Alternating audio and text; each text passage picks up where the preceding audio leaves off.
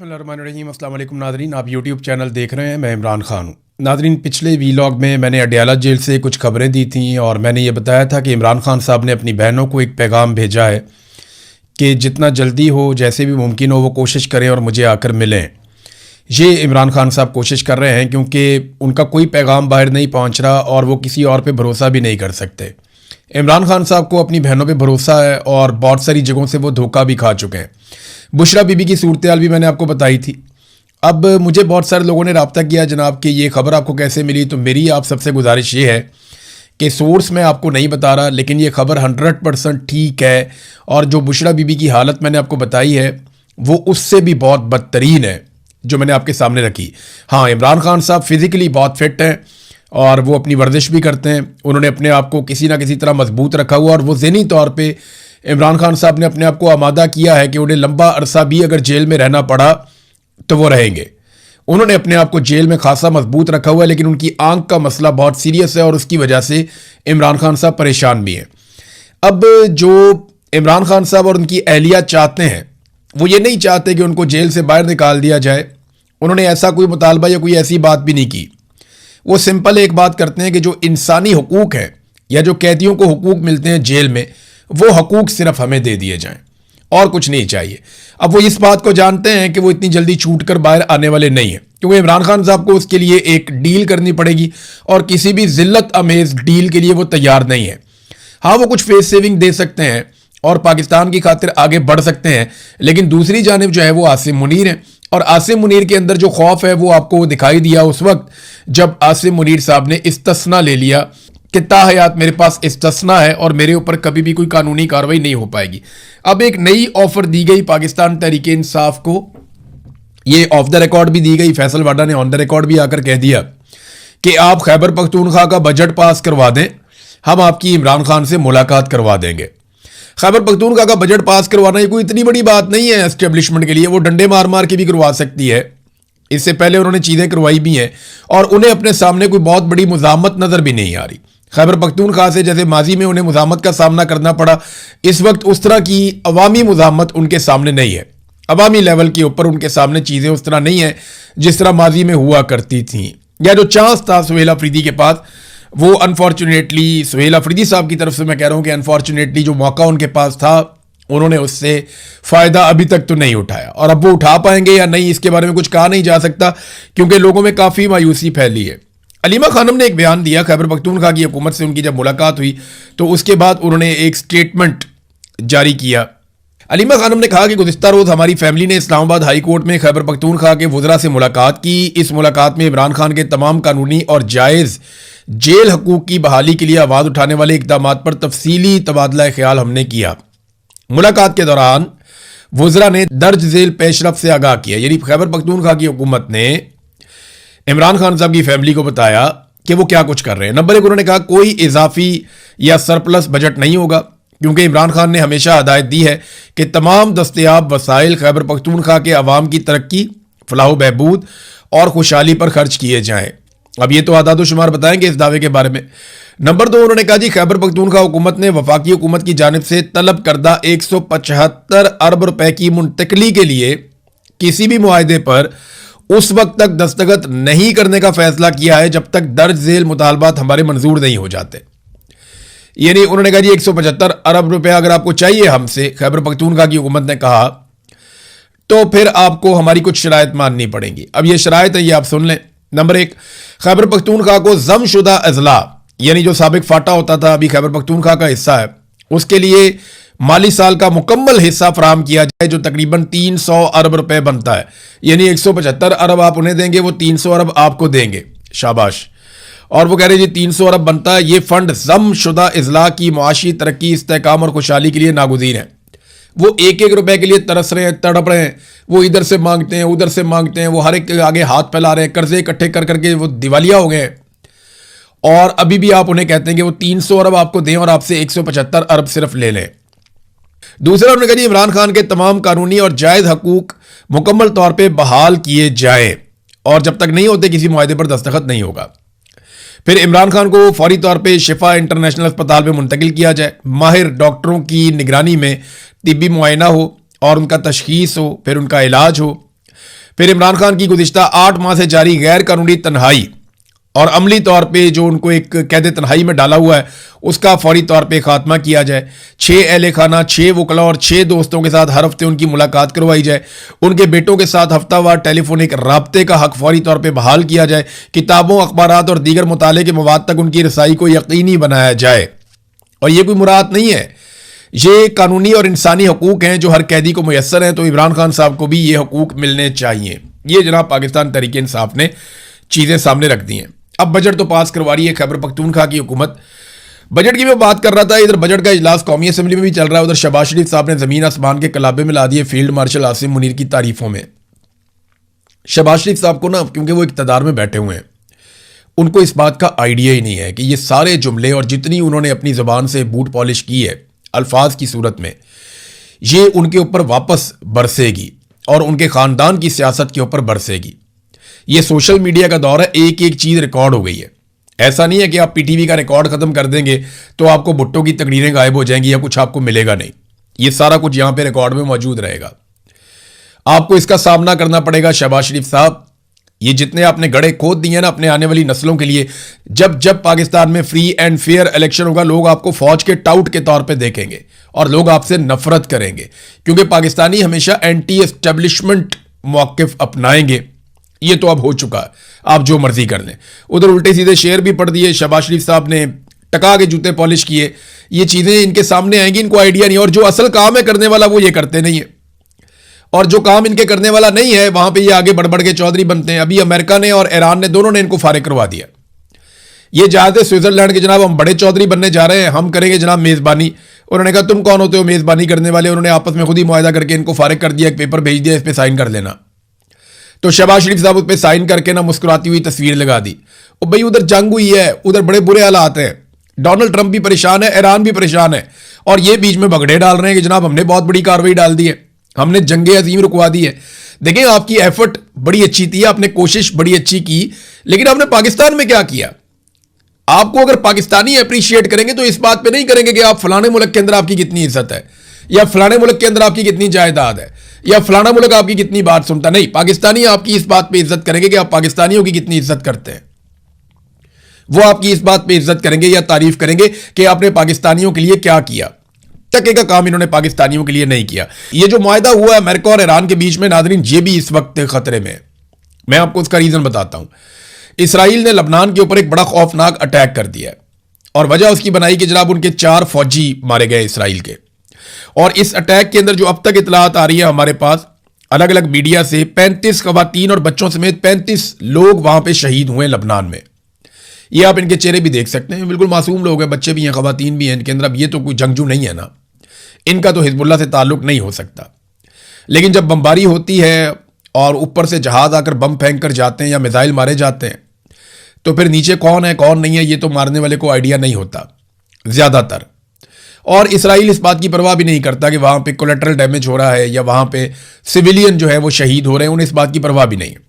बड़े सख्त उन्होंने बयानात भी दिए हैं। ये 35 लोग शहीद हो गए, 60 लोग वहाँ पे जख्मी हो गए। अब ईरान जो है वो शदीद गुस्से में। कुछ इतलात के मुताबिक ईरान ने वहाँ पे आबने हुर्मुज़ की एक मरतबा फिर बंदिश भी की है, और अमेरिका को बड़ा सख्त पैगाम भी भिजवाया कि जनाब ये देखें इसराइल जो है वो मुआहदे की खिलाफ वर्जी कर रहा है। हमारे मुआहदे का ये हिस्सा था कि इसराइल लबनान के ऊपर हमला नहीं करेगा, लेकिन बड़ा खौफनाक हमला लबनान के ऊपर किया गया। 35 लोग बच्चों और खवातीन समेत मार दिए गए। अब ईरानी फौज तैयारी कर रही है इसराइल पे हमले के लिए, लेकिन क्या अमेरिका दोबारा से लड़ेगा? इसका जवाब ना मैं आपको देता हूं। एक डॉक्यूमेंट छपा है, बाकायदा एक खबर है वॉल स्ट्रीट जर्नल की अमेरिका में। इस खबर के मुताबिक पेंटागन ने अमेरिकी पार्लियामान से मजीद पैसे मांगे, और पैसे उन्होंने मांगे हैं कि उनको जो खसारा हुआ ईरान जंग की मद में उसको पूरा करने के लिए उन्हें यह पैसा चाहिए। यानी ईरान के साथ अमेरिका ने जो जंग लड़ी उसका नुकसान पूरा करने के लिए पेंटागन ने, यानी जैसे हमारा यहाँ पे GHQ है जनरल हेडक्वार्टर फौज का, इसी तरह वहां पेंटागन है अमेरिका में, तो उन्होंने अमेरिका की पार्लियामेंट से मजीद पैसा मांग लिया।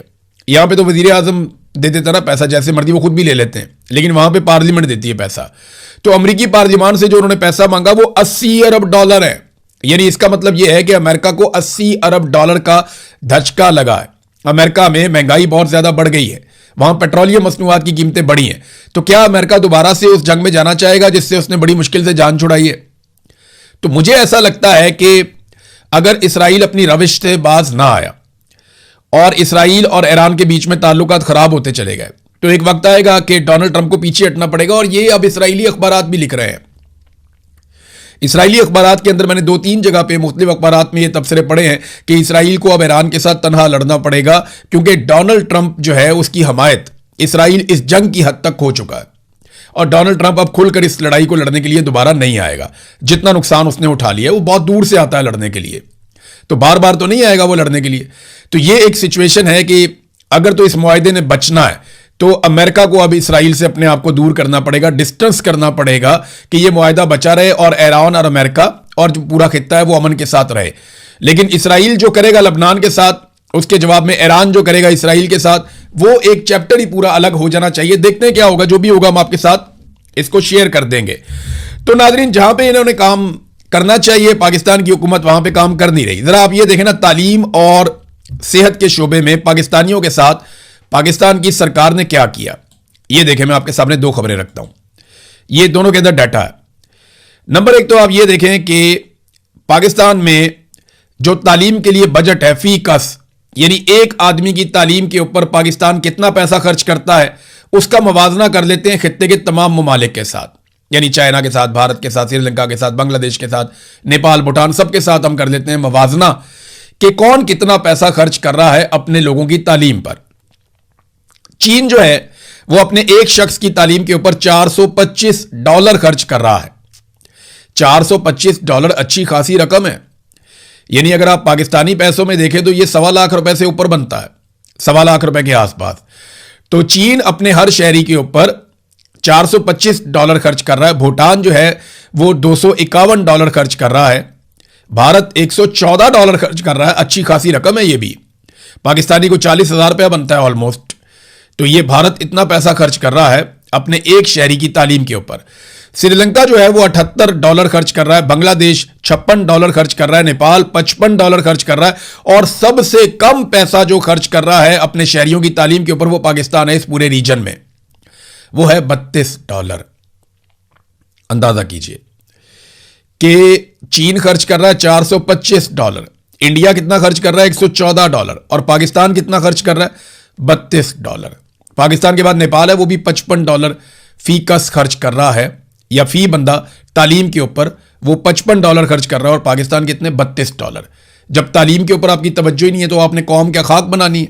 जब तक आप नौजवानों को तालीम नहीं देंगे, और सबसे अच्छी रेशो नौजवानों की पाकिस्तान के अंदर है।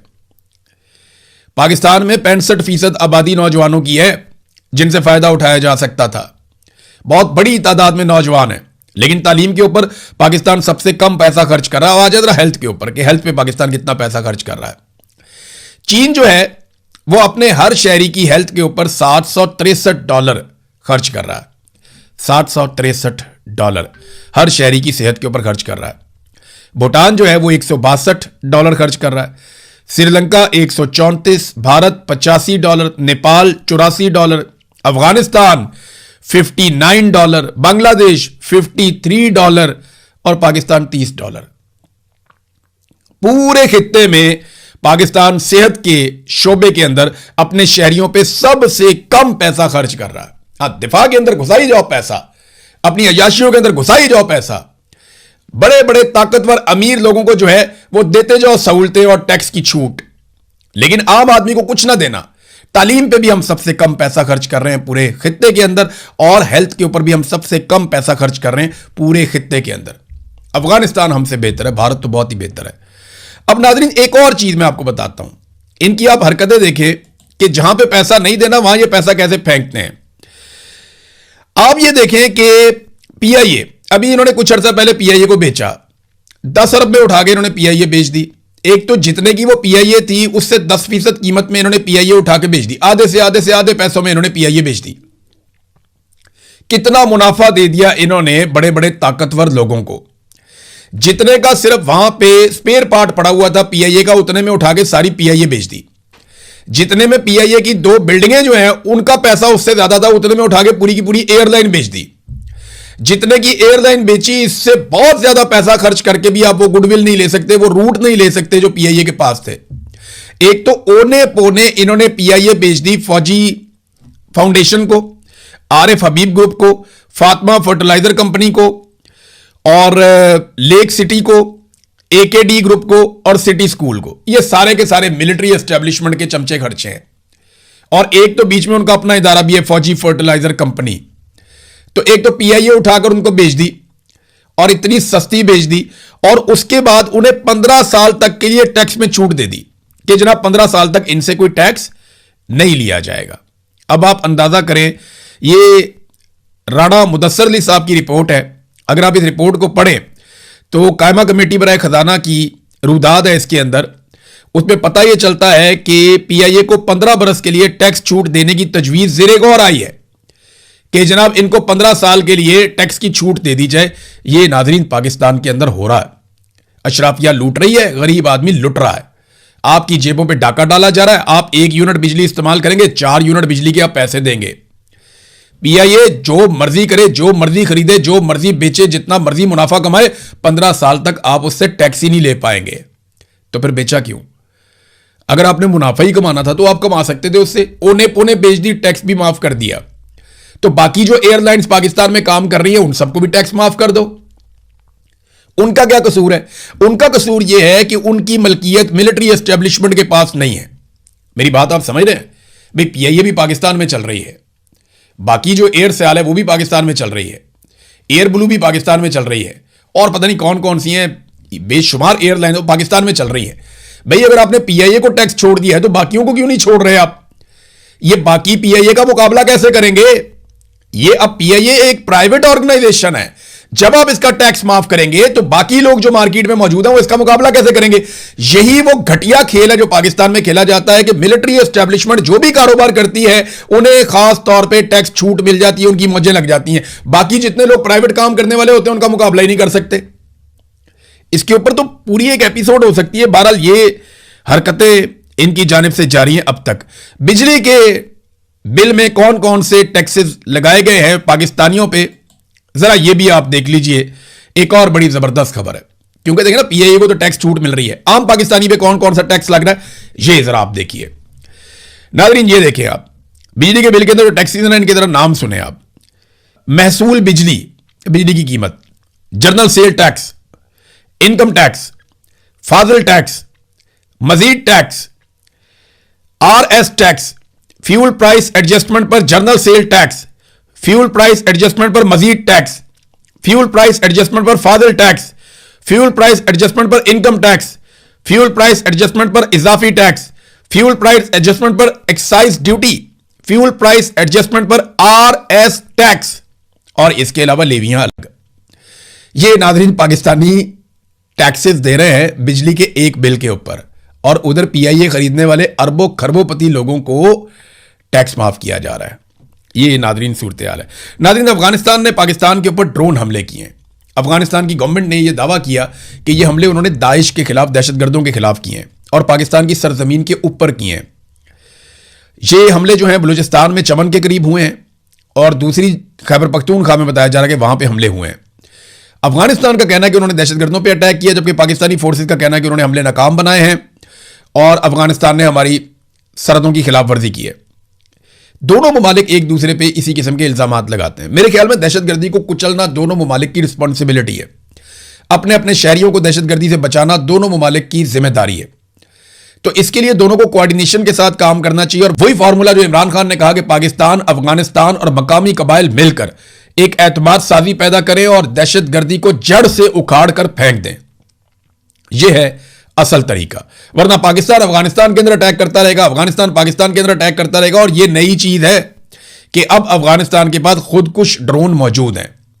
ये उसी तरह जिस तरह ईरान के पास शायद ड्रोन है, अब आहिस्ता आहिस्ता वो इसकी कैपेसिटी को बढ़ाते जाएंगे। वो मुआहदे भी कर रहे हैं मुख्तलिफ मुल्कों के साथ। तो ये इतना आसान नहीं रहेगा। पाकिस्तान को और अफगानिस्तान को मिलकर बैठ कर चीजों को तय कर लेना चाहिए। अवामी ज्वाइंट एक्शन कमेटी नाज़रीन कश्मीर में लगातार एहतजाज कर रही है। रोजाना की बुनियाद पे वहां क्रैकडाउन होता है, पाकिस्तान का मीडिया रिपोर्ट नहीं करता, लोग शहीद भी हो जाते हैं, लोग जख्मी भी हो जाते हैं, लेकिन उसके बाद ज्यादा बड़ी तादाद में निकल कर आकर बैठ जाते हैं। खवातीन तारीख में पहली मर्तबा कश्मीर में बाहर निकली और बाहर निकलकर उन्होंने भी मर्दों के शाना बशाना एहतजाज किया, यह साबित करने के लिए कि यह कोई शरपसंद नहीं है बल्कि यह अवाम है कश्मीर की जो अपने हुकूक के लिए डट कर खड़ी है। पूरी दुनिया में शोर मच रहा है, खासतौर पर बरतानिया में बहुत बड़े बड़े एहतजाज हुए कश्मीरियों की जानिब से। अब नाजरीन, ज्वाइंट अवामी एक्शन कमेटी ने सरदार उमर नजीर कश्मीरी का एक स्टेटमेंट जो है वो यहां पे नकल किया सोशल मीडिया पे। पूरे आजाद कश्मीर में रजाकाराना शटर डाउन पहिया जाम हड़ताल जारी है। एहतजाजी धरनों में लाखों की तादाद में अवाम मौजूद हैं। हुक्मरान इस तहरीक को कुचलने के लिए हर हरबा इस्तेमाल कर रहे हैं, लेकिन अब तारीख एक नए मोड़ पर खड़ी है। हर शख्स जो इस रियासत और अवाम की बेहतरी चाहता है, जो इस जुल्म जबर फस्तायत का खात्मा चाहता है, वो इन धरनों का हिस्सा बने। हमने पुरअमन रहकर हुक्मरानों की हर चाल को नाकाम बनाना है। ओवरसीज कश्मीरियों ने इस तहरीक में जानदार किरदार अदा किया और कर रहे हैं। ये लड़ाई अपने जायज तस्लीम शुदा मुतालबात पर अमल दरामद की लड़ाई है, जिसके लिए हर मकतबा फिक्र से ताल्लुक रखने वाला हर फर्द अपना किरदार निभा रहा है। ओवरसीज भाइयों से अपील है कि जद्दोजहद को तेज करें। पाकिस्तानी सफारतखानों, यूएन और इंसानी हकूक की तंजीमों के दफातर के बाहर धरनों को मजबूत करें। यह सरदार उमर नजीर कश्मीरी का स्टेटमेंट है। नाज़रीन, डोनाल्ड ट्रंप और इटली की वजीर आजम के बीच में झड़प हो गई और तल्ख जुमलों का तबादला भी हो गया स्टेटमेंट्स का। वो अगले वीलॉग में आपको बता